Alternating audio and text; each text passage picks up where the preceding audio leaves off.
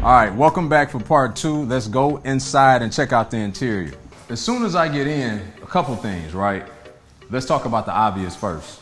The house is in really good shape, okay? They recently done some painting.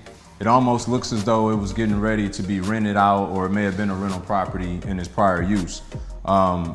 Dated tiles, certainly. Fireplace is terrible, okay? We will have to fix that. But the point is that it's really clean, and it looks like, it's fairly habitable at this point.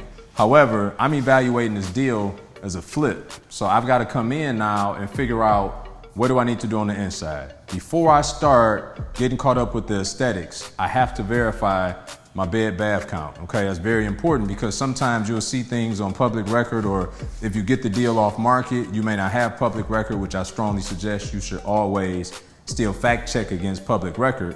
But even public record could be wrong. So I want to make sure I got the appropriate bed bath count. So I've got one small bedroom here,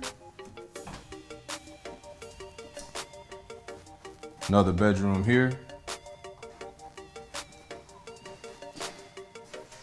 then another bedroom here as well. Now I have to look for my mechanicals, okay? Got dated electrical here, but at least it's on circuits, okay? Instead of like my 80s babies, y'all know, the fuse boxes. Another dated box here as well. So I'm making a mental note that I will want to enhance or upgrade the electrical and put everything on one updated panel. So I'm already making a note of that. Got my new furnace here, right?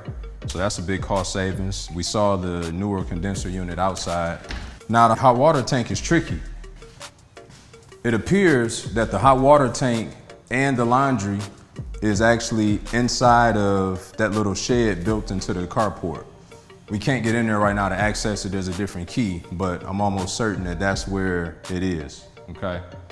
So what they did was they took this small footprint of a house, being 1,200 square feet. They opened this up at some point and, converted this into a semblance of a living space. So they tried to make the best of a smaller footprint, but it's still kind of funky in here. Now here's the challenge.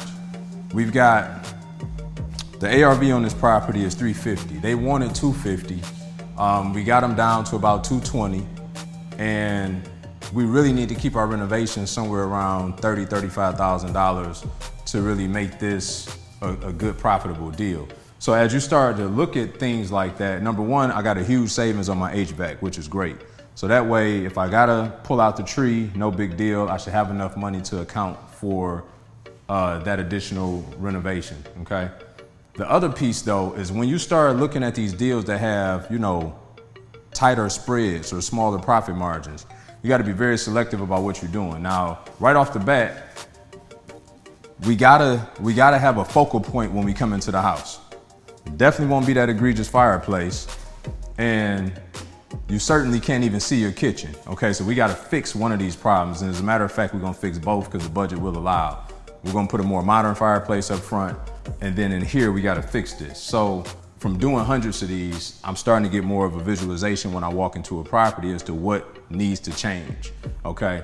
And if you are starting out, or if that's just not your forte either, then you can always consult with your list agent, who's gonna be the person to list the property after it's renovated, your contractors, which they have a very weird imagination sometimes, but you have to make sure when you get interior designers that you keep the reins kind of tight on them, because they watch a lot of HGTV, and that is not what really happens in the real world more often than not. Over here, the first thing I would do is close this off, okay? They got these 2 step downs. We really don't need both. We could close this off. We would demo the entire kitchen, take all this old tile out, etc. And then we would come over here and cut this wall back, okay? We would cut this wall back so that we can then have a focal point, and you can see the kitchen as you come into the house, and it could pull you aesthetically to there. Those are just the things that I look at. We clearly got to paint everything. We got to retile the floors. We got to put in a new kitchen. We got to put in a new bath. We already accounted for the windows when we did the exterior, and the HVAC is intact. Got to get out there and take a look at the hot water tank. And short of that, I mean, everything is pretty straightforward in this particular property.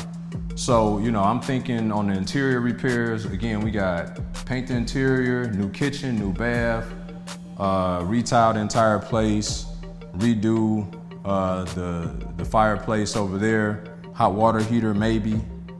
You know, we're probably looking at right around 25 grand. If you add that up, in addition to the 9 grand we had outside, we right at our budget at 35 or less. So now we got all of our interior numbers, we got our exterior numbers. Now we really got to crunch the numbers, put it all together and see, will this be a profitable deal? Check back and I'm gonna show you exactly how.